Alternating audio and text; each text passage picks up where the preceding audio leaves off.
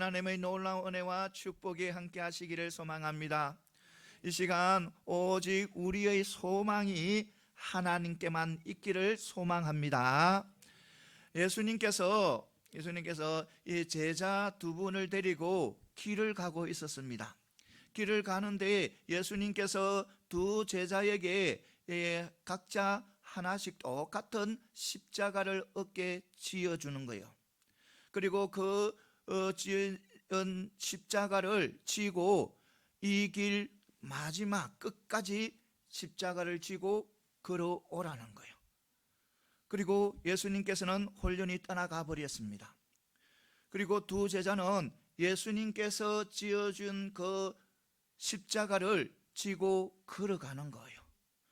그런데 첫 번째 제자는 너무너무 기쁘게 걸어가는 거예요.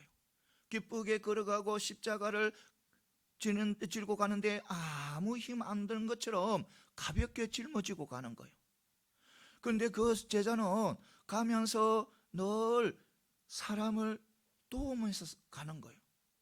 힘들어 있으면 같이 힘들어하고 같이 용기를 주고 소망을 주고 어려운 사람이 있으면 도와주고 할머니가 폐지 죽는다고 해서 미약가를 수레를 몰고 가 힘들 때 뒤에 가서 밀어주기도 하고, 배고픈 사람이 있으면 먹는 것도 주고, 또 목마른 자가 있으면 물도 가져다 주고, 이 사랑을 늘 나누면서 가는 거예요. 그러니까 가니까, 그렇게 하니까 이 십자가가 더 가벼워지는 거거든요.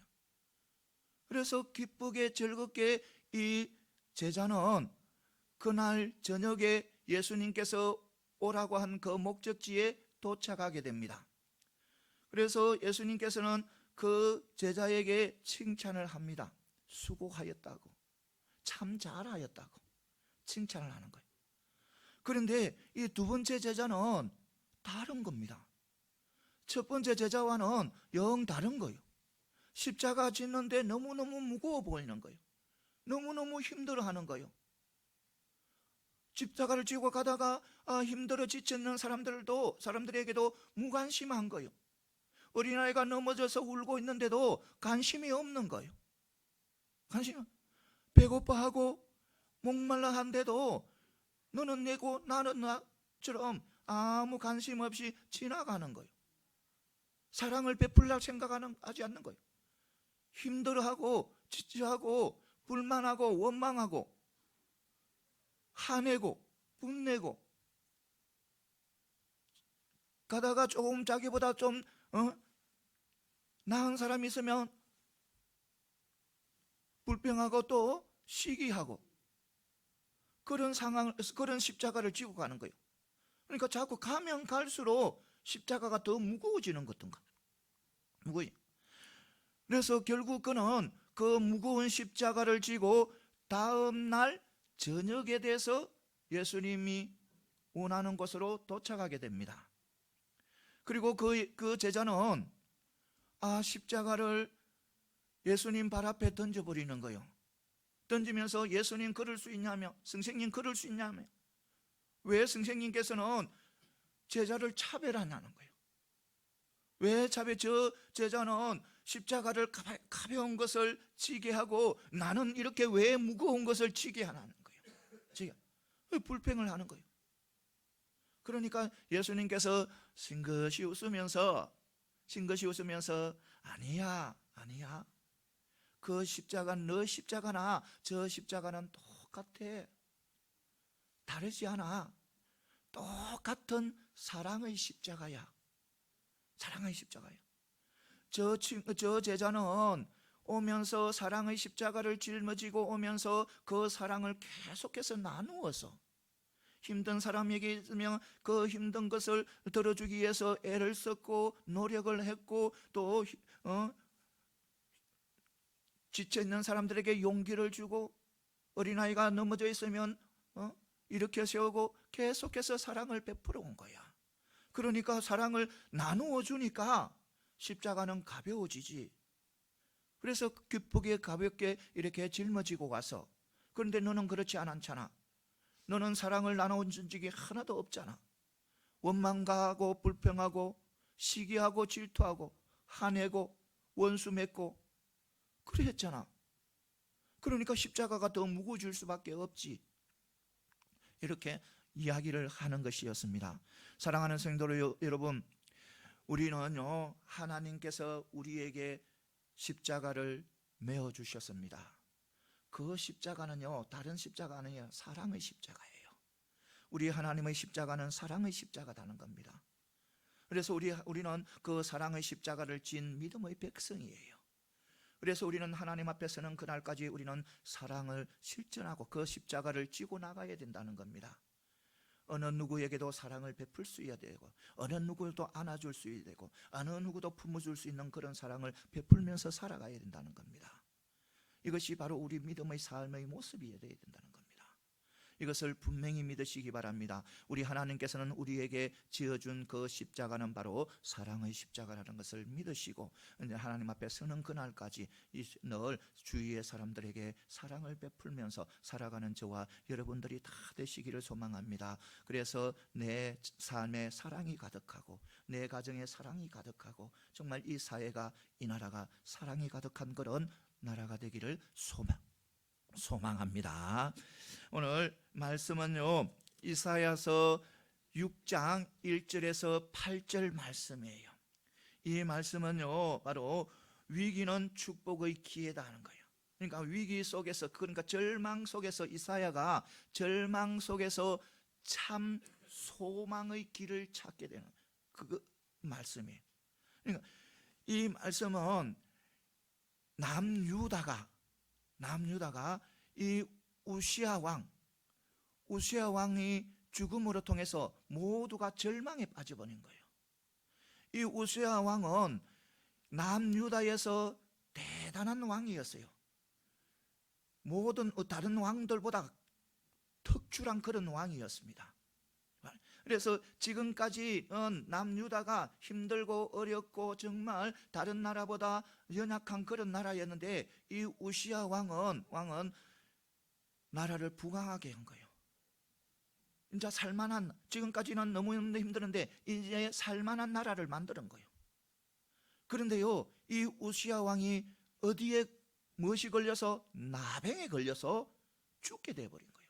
죽어버린 거예요.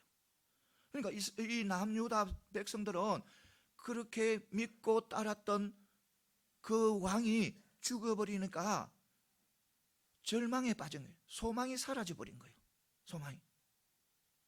그래서 이 남유다 백성들뿐만 아니라 하나님을 섬기는 바로 쓰임받는 선지자 이사야도 절망에 빠져 버리는 거예요. 소망이 없어져 버리는 거예요. 그런데 선지자잖아요. 하나님의 일꾼이잖아요. 아직까지 어리지만 이 이사야가 절망에 빠져서 어디에 들어가냐면 하나님의 전에 들어가서 엎드리게 됩니다. 하나님의 전에서 엎드리니까 하나님의 영광을 보게 되는 거예요. 하나님의 영광을 보게 되고, 그리고 소망을 보게 되는 거예요. 참 소망을 보게 되는 거예요. 하나님의 나라를 보게 되고, 메시아 왕국을 보게 되고, 또 새 하늘과 새 땅을 보게 되는 그런 놀라운 그런 축복을 누리게 되는 거예요. 바로 이사야가 절망 가운데, 절망에 빠져 있는 가운데 하나님 앞에 나와 엎드리니까 하나님의 얼굴을 뵙게 된다는 겁니다. 그러니까 얼굴을 배우니까 자기가 하나님의 얼굴을 보니까 소망을 갖게 되는 거예요. 사랑하는 성도 여러분, 그래요. 우리는 항상 어떤 상황 속에서도 우리는 하나님 앞에 엎드리는 그런 믿음의 백성들이 되시기를 소망합니다. 늘 하나님 앞에 간구하며 기도하는 그런 믿음의 백성들이 다 되시기를 소망합니다. 그것이 바로 참 소망을 찾는 최선의 길입니다. 이것을 반드시 하시고 달려가는 저와 여러분들이 다 되시기를 소망합니다. 오늘 말씀 중에 먼저 하나님과의 인격적인 그런 만남은 신실한 신앙으로 거듭나게 하신다는 겁니다. 우리 하나님께서는 우리 믿음의 백성들이 믿음의 삶을 살아가면서 하나님을 인격적으로 만나게 되면 신실한 그런 믿음의 성도로 거듭나게 한다는 거예요. 오늘 1절에서 5절 말씀은 이사야가 하나님의 영광을 체험하는 그런 말씀이에요. 하나님의 영광을. 그러니까 이사야가 절망 가운데 하나님 앞에 엎드리니까 하나님의 영광을 보게 됩니다. 보게 돼요. 그러니까 하나님의 영광을 보게 된 그 사건은요, 이사야에게 엄청난 일대 전환, 일생의 전환기가 되는, 전환을 시키는 그런 엄청난 사건인 거예요. 하나님의 영광을 보게 되는. 그러니까 그가 절망 가운데 있었잖아요. 절망 가운데 있는데 그 절망 가운데 절망을 벗어나서 소망을 갖게 하는 거예요. 참 소망을 갖게 하고, 그리고 하나님이 주신 그 선지자의 사역을 잘 감당하게 되는 거예요. 그리고 그 하나님의 영광을 체험하는 그것을 통해서 그러니까 자신의 정체성을 알게 되고 정체성을 알므로 통해서 자신이 맡겨진 그런 일들을 잘 감당하게 되는 거예요. 그러니까 참된 신앙으로 거듭나게 된다는 거예요. 사랑하는 성도 여러분, 우리가 하나님을 만나게 되면, 우리가 기도로 통해서 하나님을 만나게 되면 우리는 참된 신앙으로 변화된다는 그런 것을 반드시 믿으시고, 언제나 기도로 하나님과 대화하며 하나님과 만나는 그런 믿음의 백성들이 다 되시기를 소망합니다. 물론 이사야는 하나님의 영광을 만나기 전에도 이사야는 선지자였습니다. 선지자였고 신앙인이었습니다. 그런데 이 이사야가 하나님의 영광을 만나기 전에는 하나님은요, 자신에게 하나님은 실제적인 그런 하나님이 아니었다는 겁니다. 물론 살아계신 하나님께서는 이 세상을 다스리시는 하나님이라는 것을 믿었지만 그 하나님은 자신에게 실제적인 그런 하나님이 아니었다는 겁니다. 그러니까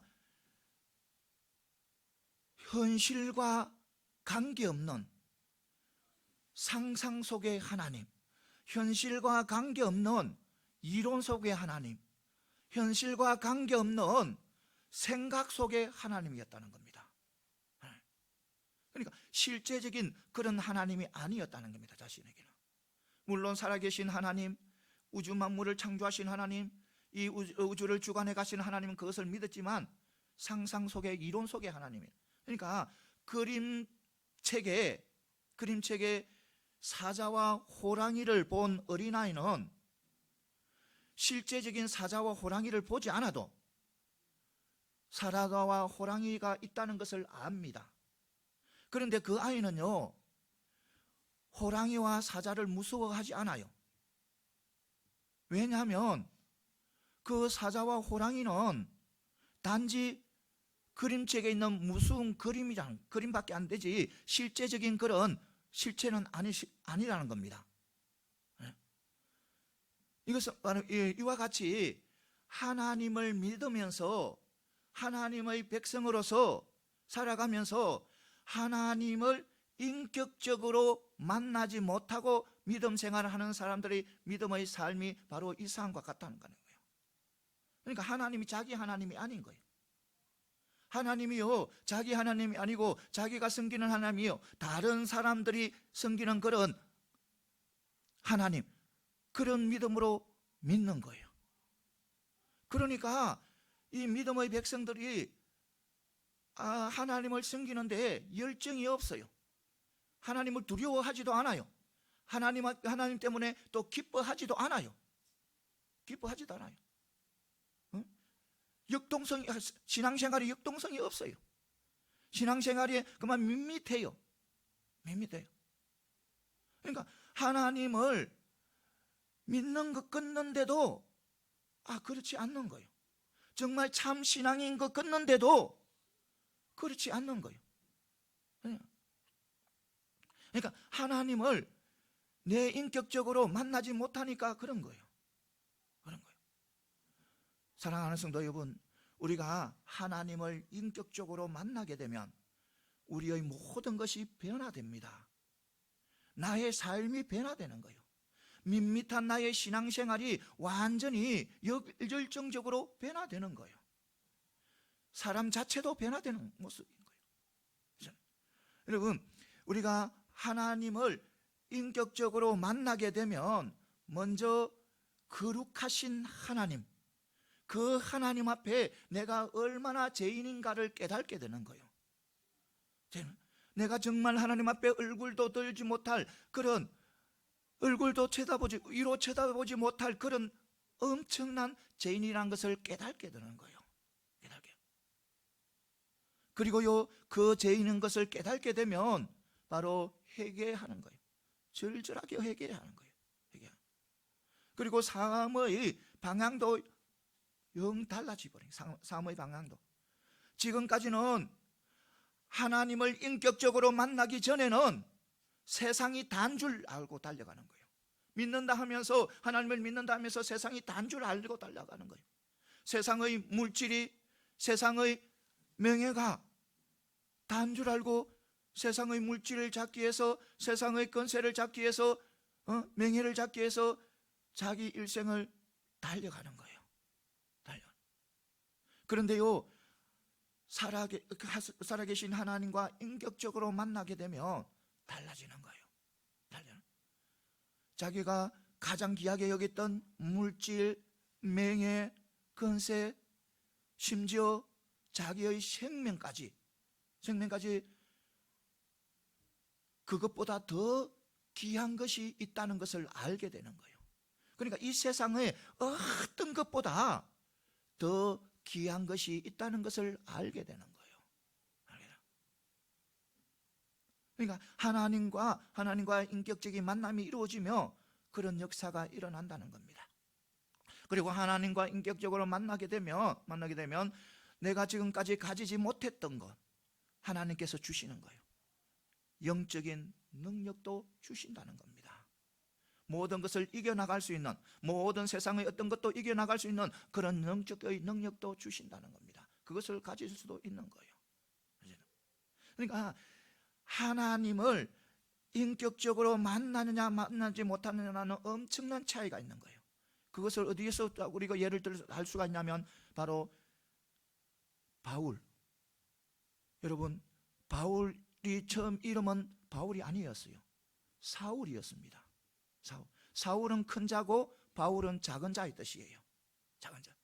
그런데 이 바울이 하나님, 그러니까 다메섹 도상에서 부활하신 하나님을 만나기 전하고 만난 후하고는 다른 거예요.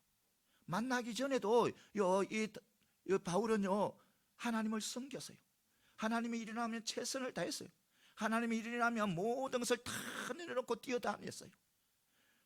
하나님 앞에 거슬린다 하면 죽이기도 하고, 또 감옥에 가두기도 하고. 그러니까 하나님의 뜻이, 그것이 하나님의 뜻인 줄 알고 하나님 막 일들을 해나갔어요. 그런데 자기가 하나님의 뜻이라고 믿고 나가 했던 것이 다 아니라는 겁니다. 하나님의 뜻과 상관없는 것이라는 겁니다. 그러니까 복음을 핍박하는 사람으로 살아간 거예요, 지금까지. 그런데 하나님을 인격적으로 만나고 난 후에 완전히 달라져 버린 거예요. 완전히. 그러니까 일평생 누구만, 예수님만, 하나님만, 복음만 전하는 자가 된 거예요.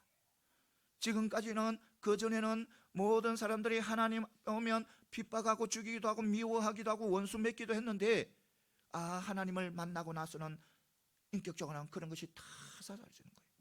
자기 목숨을 다해서라도 죽어가는 사람들을 사랑하고 보듬어 주고, 아무리 자기를 비방해도 그 사람을 원망하지 않고, 아무리 돌을 던져도 그 사람에게 원망하지 않고 그 사람을 사랑하는, 오직 복음을 위해서, 영혼 구원을 위해서 애쓰고 달려온 거예요. 그러니까 하나님을 인격적으로 만나느냐 만나지 않느냐가 엄청난 차이가 있다는 겁니다. 사랑하는 성도 여러분, 우리는 어때요? 우리는 하나님을 인격적으로 만났습니까? 사랑하는 성도 여러분, 우리 모두 하나님을 인격적으로 만나는 그런 축복의 백성들이 다 되시기를 소망합니다. 그래요, 우리는 바로 하나님의 백성이고 하나님의 자녀예요. 자녀이기 때문에 우리는 하나님을 인격적으로 만나야 되는 거예요. 그 만나기 위해서는 우리는 어떤 상황 속에서도 하나님 앞에 엎드릴 줄 알아야 된다는 겁니다. 기도의 백성이 되어야 된다는 겁니다. 기도하고 나아갈 때 하나님께서는 하나님의 영광을 보여주시고 우리를 만나주시는 거예요. 우리가 하나님 앞에 오직 소망을 가지고 나아갈 때 우리 하나님께서는 우리를 만나주시고 우리를 축복의 길로 인도하신다는 것을 분명히 믿으시고, 우리 모두 정말 하나님을 인격적으로 만나서 하나님 앞에 귀하게 쓰임받는 그런 믿음의 백성들이 다 되시기를 소망합니다. 그 길은 오직 기도의 길입니다. 이것을 반드시 하시고 언제나 기도의 자리에 앉는 저와 여러분들이 다 되시기를 소망합니다. 그리고 우리가 부활절 날 되게 되면, 부활절 그러니까 고난주간 되게 되면 이래 또 특세가 있습니다. 특세가 있는데 월요일부터 금요일까지 특세를 합니다. 그날 또 다 잠시 그날을 위해서 또 기도해 주시고, 또 사순절이 진행되잖아요. 사순절 진행되지만 일어나기 힘들어도 또 새벽에 한번 가보자, 새벽에 가서 한번 기도 드려보자 하는 또 다짐도 해보시고, 또 실패해도 또 다시 하면 되잖아요. 실패해도 실패할 수 있잖아요. 어느 누구라도 실패할 수 있어요. 나 100일 동안 새벽 기도 나가야지 딱 작정하다 보면 한 3일 나가고서는 힘들어, 못 나가겠어. 그래 실패할 수 있어요. 그래 또 다시 시작하면 되는 거예요. 다시 시작하고 다시 시작. 그리고 기도를 통해서 우리는 하나님, 살아계신 하나님을 인격적으로 만날 수 있다는 것을 믿으시고, 언제나 기도의 자리에 앉음으로 통해서 하나님과 인격적으로 만남으로 통해서 하나님 앞에 귀하게 쓰임받는 그런 믿음의 백성들이 다 되시기를 소망합니다. 그 다음에 또 뭐냐면, 절망 중에서도 하나님 앞에 엎드리게 되면 참 소망의 길을 보게 된다는 겁니다. 오늘 이 말씀은요, 이사야스가 하나님의 영광을 체험하는 그런 말씀이에요. 이 말씀. 어떤 사람들은, 어떤 이제 그 신학자들은 이 만남을 이사야가 선지자의 사명을 받는 장면이라고 이렇게 이야기하는데, 그것을 뛰어넘은 거예요. 그래서 이사야가 그 선지자의 사명을 받는 것이 아니고, 선지자의 사명을 감당하면서 신앙생활을 하면서 그 가운데에 하나님의 특별한 그런 영광을 받은 겁니다. 그러니까 신앙생활을 해가면서, 그러니까 선지자로서의 일을 해가면서 특별한 은혜를 받은 거예요. 성경에 보면 이사야가 우시야 왕의 모든 행위를 기록했대요. 말씀하고 있습니다. 그러니까 이 말은 뭐냐면, 이사야가 왕궁의, 그러니까 궁의 선지자로서 활동하고 있다는 것을 나타내는 그런 의미예요.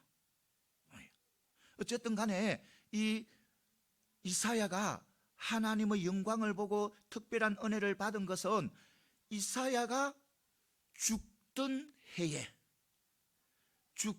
해에 하나님으로부터 큰 은혜를 받은 거예요.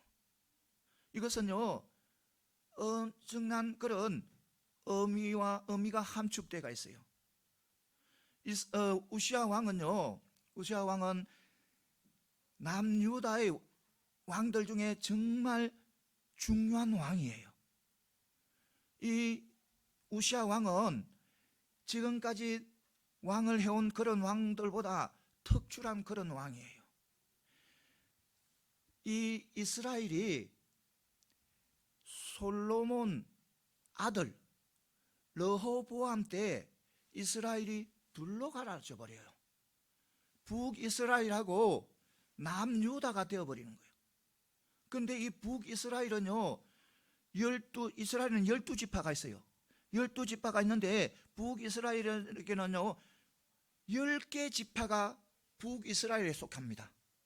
그런데 단지 2개 지파만이 남유다에 속하는 거예요. 이 2개 지파가 유다 지파하고 베냐민 지파, 이 2지파가 남유다에 속하고 다른 지파 모두 10개 지파는 다 북이스라엘에 속하는 거예요. 그러니까 이 남유다는요 처음부터 힘이 좀 연약한 나라였어요. 조금 다른 나라보다 조금 부족한 그런 나라였어요. 그런데 가면 갈수록 더 힘이 약해지는 거예요. 힘이에요. 이 6번째 왕 아시아 왕 때 이 아시아 왕이 예후에게 죽임을 당하는 거예요. 왕이. 그런데요 이 왕이 죽임을 6번째 왕이 죽임을 당하자 5번째 왕 여호람의 아내, 즉 이 죽은 아시아의 어머니, 그러니까 다시 말해서 누구냐면 이분이 북이스라엘의 가장 악한 왕, 가장 악한 그런 왕비 아합하고 이세벨의 딸인 거예요. 딸. 그러니까 이 네 번째 남유다의 네 번째 왕이 여호사밧이 이 아합하고 싸우지 않게 해서 사돈을 맺어버리는 거예요. 사돈을 맺어버리니까 아합 왕의 딸 누가 아달라가 누구에게? 여호람에게 시집을 오게 됩니다. 그러니까 남유다에 시집을 온 게. 그런데 자기 아들이 사람에게 죽음을 당하는데 이 여자가요 얼마나 악했냐면 이 왕 남유다는 어느 혈통으로 때려냐면 그러니까 다윗의 혈통, 이 왕이 전부 다 되어 왔어요. 북이스라엘은요 그렇지 않았어요. 계속해서 왕의 혈통이 바뀌어요. 그런데 이 남유다는요 오직 누구? 다윗의 혈통으로 내려온 거예요. 그런데 이 아달라가 다윗의 혈통을 다 죽여요. 다 죽이는 거예요. 보이는 곳마다 다 죽여요. 끊어버린다는 거예요. 다윗의 혈통을 끊어버린다. 다 죽여버려요. 그래서 자기가 왕자리를 차지하는 거예요. 여인이. 그런데 그 중에도 한 사람이 또 숨어서 살아난 사람도 있어요. 그런데 왕이 되었어요. 여인이 왕이 되어버렸어요. 왕이 되니까 국력은 쇠약해져 버리고, 왕가도 지금까지 내려오는 그 다윗의 왕가도 끊어질 위기에 처한 거예요. 그리고 그가 또 그녀도 살해당하고 또 그를 이은 그가 죽이는 칼부름에서 살아난 요아스도 그 뒤를 이었는데 왕이 되었는데 그것도 또 죽임을 당하는 거예요. 그리고 또 그 아마스 왕 9번째 왕도 죽임을 당해요. 그런데요 누가 왕이 되냐면 10번째 이 우시아가 왕이 돼요. 우시아는 정말 대단한 사람이었어요. 우시아는요 오직 인간의 뜻대로 안 해요. 하나님의 뜻대로, 하나님이 원하는 대로 나라를 다스리는 거예요. 하나님이 원하는 대로, 하나님이 기뻐하는 대로 백성들을 다스리는 거예요. 그러니까 하나님께서 부어주시는 거예요. 축복을 또 부어주시는 거예요. 놀라운 축복, 지금까지 겪어 못했던 누리지 못했던 엄청난 축복을 남유다 백성들이 누리는 거예요. 그러니까 남유다의 왕들 중에 시대 중에 전성기를 이루는 거예요. 전성기를. 그런데요 그런 축복 가운데에 악재가 나타나는 거예요. 누구를 통해서? 바로 그 우시아 왕을 통해서 악재가 다시 나타나는 거예요. 그 왕이 그렇게 하나님 믿고 하나님 의지하고 하나님 뜻대로 모든 것을 이끌어와 놓고 그 왕이 통해서 악재가 나타나는 거예요. 어떤 악재가? 이 왕이요 하나님께서 부어주시니까, 하나님이 축복해 주시고 하나님이 모든 것을 부어주시니까 교만해져 버렸어요. 교만해져 버려서. 이 교만해져 버리니까 왕의 권세로는 도저히 시내가 안 가는 거예요. 왕의 권세로는 도저히 안 되는 거예요. 더 갖고 싶은 거예요.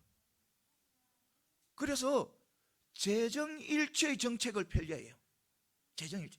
그러니까 영적인 것도 자기가 움켜잡으려고 하는 거예요. 제사장이 하는 일을 갖다가 자기가 움켜잡으려고 하는 거예요. 그 주위 나라가, 이방 나라들이 보통 재정일치예요. 그러니까 왕이 모든 것을 다 다스려. 애굽 왕 바로는요 대단한 신으로 존재하는 거예요. 애굽 백성들에게. 그러니까 이 우시아도 하나님께서 막 축복을 부어주니까 그거에 욕심이 난 거예요. 재정일치의 근한을 욕심이 난 거예요. 그러니까 영적으로도 자기가 다스리겠다는 거예요. 그것은요 하나님을 대적하는 거예요. 하나님을 대적하는 거예요. 하나님은요 재정분리의 정책을 하는 거예요. 그런데 재정일치를 간다는 것은 하나님을 대적하는 거예요. 그래서 결국요 이 우시아가 그 뜻을 버리지 못하고 어디에서 하나님의 전에 들어가서 분향을 하게 되는 거예요. 그러니까 하나님께서 그를 즉시 나병에 걸리게 하는 거예요. 나병에 걸리게 해서 어디에? 별궁에서 갇혀서 살아가게 되는 거예요. 그를 뒤를 이은 아들 요담이 섭정에, 그러니까 왕위에 오르게 되는 거예요. 왕위에. 그러니까 이 날벼락을 맞은 거예요. 남유다가 정말 지금까지 겪어 못했던 그 축복을 누리고 있는데 이 맑은 하늘에 날벼락이 떨어진 거예요. 그래도 이 백성들은요 누구를 그리워하냐면 우시아 왕을 그리워하는 거예요. 그래서 우시아 왕이 빨리 회복되도록 소망하는 거예요, 이 남유다 백성들이. 그리고 또 하나님의 선지자 젊은 이사야도 빨리 회복되기를 소망하는 거예요. 그런데요 그들 소망과는 달리 이 우시아는 죽습니다. 죽어버려요. 죽어버리니까 이 남유다는 완전히 절망 가운데 빠지고 소망을 완전히 잃어버렸어요. 그리고 제사장 선지자, 하나님의 선지자 이 이사야도 절망을 해버린 거예요. 이 우시아 왕은요 남유다 백성에게 정말 큰 기둥 같은 그런 존재였어요. 그러니까 모든 백성들이 다 기대고 싶은 그런 기둥이었어요. 그 기둥이 죽어버렸으니까 이 모든 것이 다 날아가 버린 거예요. 소망을 잊어버린 거예요. 그런데요 이사야가 누굽니까? 우시아는 선지자잖아요. 이사야는 선지자니까 그런 절망 가운데 그래도 희망을 어디서 바라보냐면 하나님이 전에 바라봐요. 그러니까 하나님 전에 가서 엎드리게 되는 거예요. 엎드리게 되니까 하나님의 영광을 보게 되는 거예요. 하나님의 영광을 그러니까 참 소망을 보게 되는 거예요. 하나님의 나라의 새로운 그런 비전을 보게 되고 메시아 왕국의 새 비전을 보게 되고 새 하늘과 새 땅의 비전을 보게 되는 거예요. 그러니까 하나님 앞에 엎드리니까, 절망 가운데 중에서도 하나님 앞에 엎드리니까 그런 역사가 일어나는 거예요. 사랑하는 성도 여러분, 우리 모두도 그래요. 우리 모두도 어떤 절망 속에 어떤 상황 속이든지 어떤 순간이든지 오직 하나님 앞에 엎드리시기 바랍니다. 하나님 앞에 기도하시기 바랍니다. 그러면 우리 하나님께서는 소망을 보여줘요. 그것도 참 소망, 하나님만 바라볼 수 있는 그 참 소망을 허락하신다는 겁니다. 우리 하나님께서는요 때로는요 하나님에게만 소망을 두도록 우리 믿음의 백성들이 오직 세상이 아니라 하나님 앞에만 소망을 두도록 때로는 우리의 중요한 세상 것에 소망을 둘 수 있는 물질이나 건강이나 또 내가 좋아하는 것들을 앗아갈 수도 있어요. 그런데요 앗아간다고 해서 우리는 그게 절망하지 말고 그 절망 상황 속에서도 하나님을 붙잡아야 된다는 겁니다. 하나님 앞에 기도해야 된다는 겁니다. 기도하고 나가면 우리에게 하나님께서는 정말 참 소망을 보여주신다는 겁니다. 이것을 반드시 믿고 우리 모두 참 소망을 가지고 정말 오직 하나님만 소망을 가지고 달려가는 저와 여러분들이 다 되시기를 소망합니다. 그 다음에 또 마지막에 뭐냐면 하나님은 죄를 고백하고 회개하는 자를 성령의 불로 정결케 하신다는 겁니다. 우리가 하나님 앞에 우리의 죄를 고백하고 회개하게 되면 하나님은요 우리를 용서한다는 겁니다. 성령으로 깨끗하게 씻어주신다는 거예요. 오늘 6절 7절에 보면 이사야가 하나님의 얼굴을 보고 자기 입술이 부정하다고 하면서 이제 모든 것이 끝났다고 이래 하면 탄식하는 거예요. 탄식하니까 서랍 한 마리가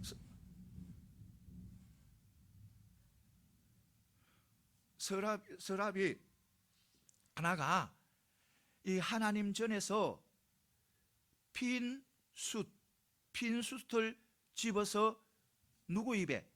이사야 입에 갖다 댑니다. 이사야 입에 갖다 대면서 이제 모든 것을 나았다는 거예요. 부정이 사라졌다는 거예요. 죄 용서함을 받았다는 거예요. 그러니까 이 불은 바로 더러운 것을 정화하는 그런 기능이 있습니다. 그래서 그 기초적인 그 사실의 기초적인 입각에서 이 서랍은 하나의 천사라고 보면 됩니다. 이 날개가 6개가 있어요. 지금 이 노는 서랍은 천사는 날개가 6개인데 2개는 자기 얼굴을 가리고 2개는 자기 발을 가리고 2개는 날개를 나는 그런 천사. 근데 이 천사가 이사야가 이제 망했다. 나는 이제 끝났다. 내 입술이 부정하다. 이렇게 막 낙담하고 있으니까 이 천사가 하나님 전에서 핀 숯을 가지고 입에 갖다 대는 거예요. 대고 그다음에 너는 깨끗이 사해졌다는 거예요. 그럼 여기에서 우리가 무엇을 알아야 되냐면 이 핀 숯의 출처 어디에서 나온다는 겁니다. 이 핀 숯의 그러니까 이사야의 입에 댄 이 핀 숯은 어디서 나온다는 겁니다. 하늘의 하나님의 전에서 나왔다는 겁니다.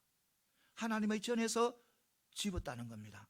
이것은 바로 뭐냐면 우리의 모든 죄의 용서함은 사함을 받는 것은 누구에게 달려있다? 하나님 앞에 달려있다는 겁니다.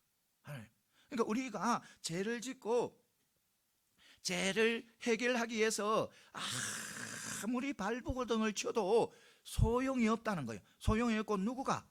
하나님이 전지전능하신 하나님께서 용서해 줘야 그 죄가 사해질 수 있다는 겁니다. 그러니까 우리 죄는 인간 스스로 어떻게 해는 그런 것이 아니라는 겁니다. 어떤 우리 인간이 어떻게 해서 죄를 사하는 그런 성질의 것이 아니라는 겁니다. 오직 누구만이? 하나님만이 그것을 사해 줄 수 있다는 겁니다. 죄는요 그렇잖아요. 죄는 내가 죄를 지었다. 죄를 지으면 내가 아무리 노력해도 상대방이 용서 안 해주면 그 죄는 그대로 있는 거예요. 내가 아무리 내 죄를 없애기 위해서 고행길을 가고 또 선행을 베풀어도 상대방이 용서 안 해주면요 그 용서받은 게 아니잖아요. 제가 사하지 않은 거예요.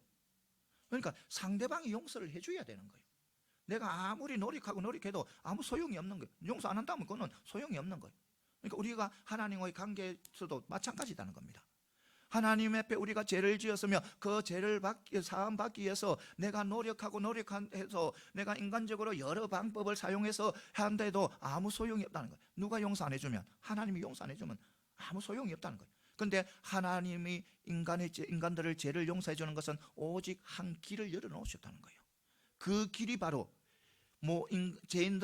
죄인들을 대신해서 모든 죄를 다 짊어지시고 십자가에 돌아가시고 그 보혈의 피, 흘리신 보혈의 피, 그 피를 믿고 우리가 회개하고, 그러니까 고백하고, 죄를 고백하고 회개할 때 하나님께서는 우리의 죄를 용서하신다는 거예요. 그러니까 우리의 죄는 항상 뭐냐면 하나님과의 앞에 죄 지은 것은 바로 예수 그리스도의 보혈의 피를 믿고 우리가 죄를 고백하고 회개할 때 하나님께서는 우리의 죄를 다 용서해 준다는 겁니다. 그러니까 우리 인간이 내가 아무리 발부등을 치도 내가 죄는 어떻게 못한다는 거예요. 살 수가 없다는 거예요. 벗어날 수도 없다는 거예요. 오직 누구만이 나를 죄에서 벗어나게 하는 것은 바로 하나님밖에 없다는 겁니다. 이것을 분명히 믿고 나가시기 바랍니다. 그래서 우리가 죄를 지으면서도 살아가잖아요. 죄를 안 지으려도 또 살아가요. 살아가고 저 보면 눈으로도 짓기도 하고 마음으로도 짓기도 하고 또 아들 딸에게 막 화내기도 하고 아들 딸하고 또 다투기도 하고 막 핫덩어리가 많잖아요. 죄덩어리가 너무 많잖아요. 그런데 그 죄를 다 해결받기 위해서는 우리는 오직 누구만 믿으라? 예수 그리스도만 믿으라는 거예요.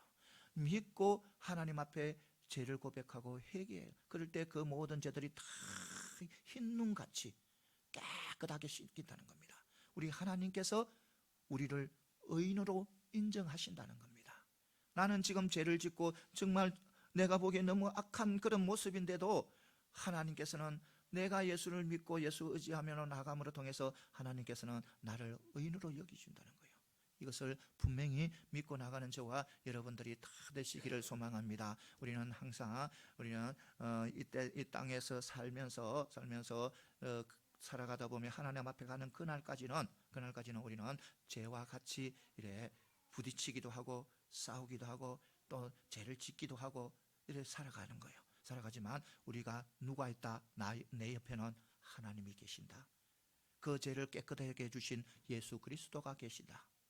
이것을 반드시 믿으시고 어떤 죄에도 우리가 낙심하지 말고 자질하지 말고 오직 주님만 바라보고 주님만 의지하고 모든 것을 다 주님 앞에 맡기고 달려가는 그런 믿음의 백성들이 다 되시기를 소망합니다. 사랑하는 성도 여러분, 우리가 절망 가운데 축복은 바로 절망은 축복을 기회다는 것을 분명히 아시고 어렵고 힘들더라도 늘 하나님 앞에 엎드려서 우리는 축복을 받아 누리는 그런 믿음의 백성들이 다 되시기를 소망합니다. 예, 기도드리겠습니다. 축복과 은혜의 하나님 아버지, 오늘도 저희들에게 귀한 말씀으로 은혜 주시니 감사합니다. 늘 하나님 중심, 주님 중심, 말씀 중심으로 살아가게 하시고 이 험한 세상에서 언제나 승리의 삶을 살아갈 수 있도록 은혜를 베풀어 주시옵소서.